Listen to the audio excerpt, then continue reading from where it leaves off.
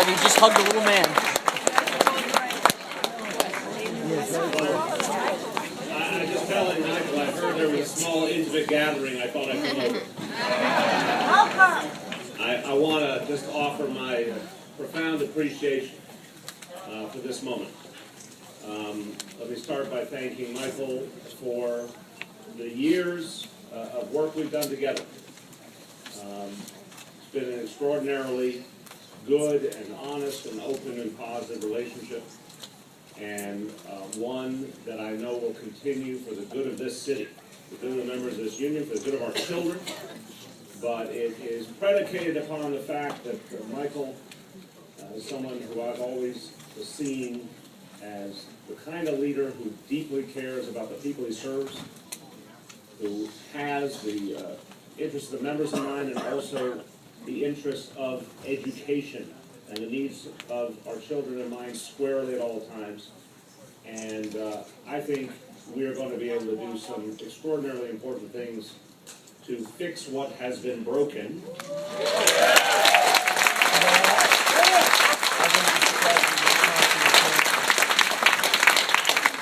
But I want to thank him for his friendship, for his leadership, and for the way he handled, to say the least, a delicate situation, but he handled it with great care, great professionalism, and really helped to bring our Democratic Party together. So we thank Michael for his support. Big hugs again. Big hugs. More hugs. Now, don't try. we have a big job ahead, and the first part of that big job is the next 7 weeks leading up to this general election. The much bigger job is to make our schools work for all our children and for everyone who works in education in this town.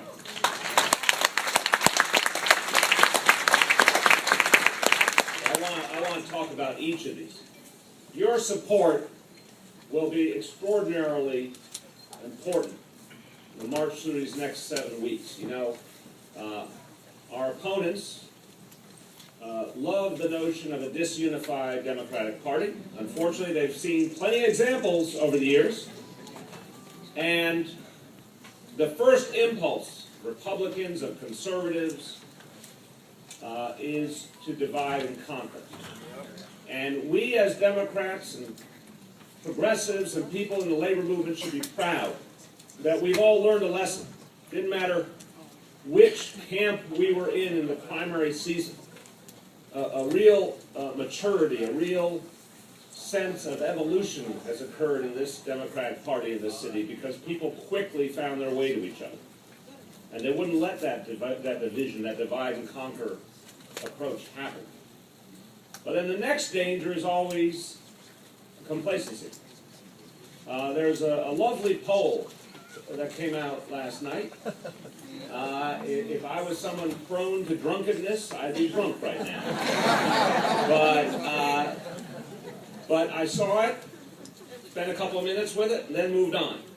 Because the work that we have to do is so incessant, it's so urgent.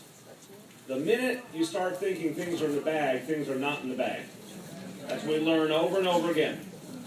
And there are a lot of folks in this town who take exception to some of my initiatives, starting with my desire to tax the wealthiest to help our schools.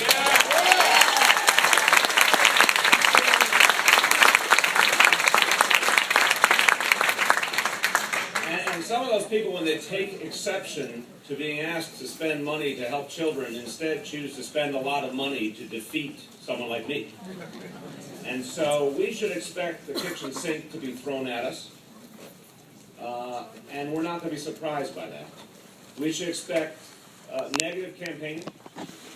We should expect, by the way, I am the close ally of the evil teachers union. I want you to know that.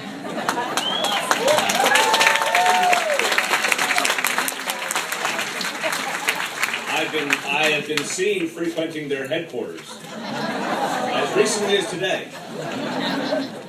No, they'll try that.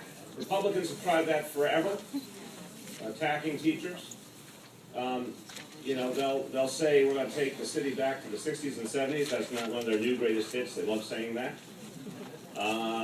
We have not developed that time machine, and if we had it, we wouldn't want to go back anyway. They'll say that, you know, progressives, Democrats don't want the city to be safe. You've seen it all before. You will see it again, and you'll see it in a very elaborate way. So what we have to brace ourselves for is we'll have that kitchen sink thrown at us. You won't recognize me, you won't recognize our party when they get through with it. They'll try and warp reality. But we will be resolute in the face of that.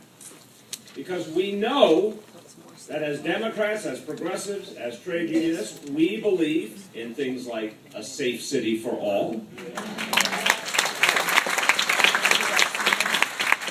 We also think that you can have safety while protecting basic civil liberties.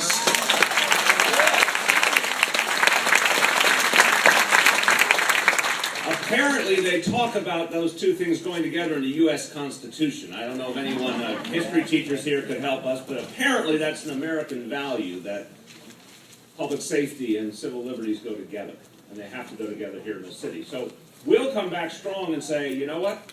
We're going to have a safe city and a fair city. We'll come back strong and say that when we talk about the tale of two cities, when we talk about inequality, we talk about hundreds of thousands of New Yorkers struggling to get by, that that's actually a patriotic act to acknowledge what's happening and talk about how to fix it.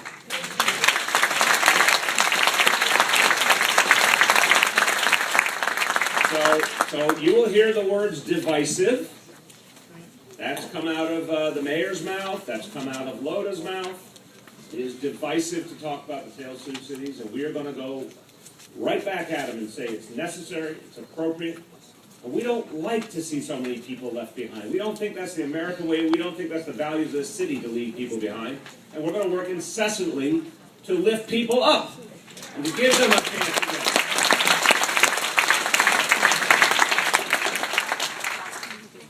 So you'll hear that somehow it's anti-business to demand that the real estate industry provide us with more affordable housing.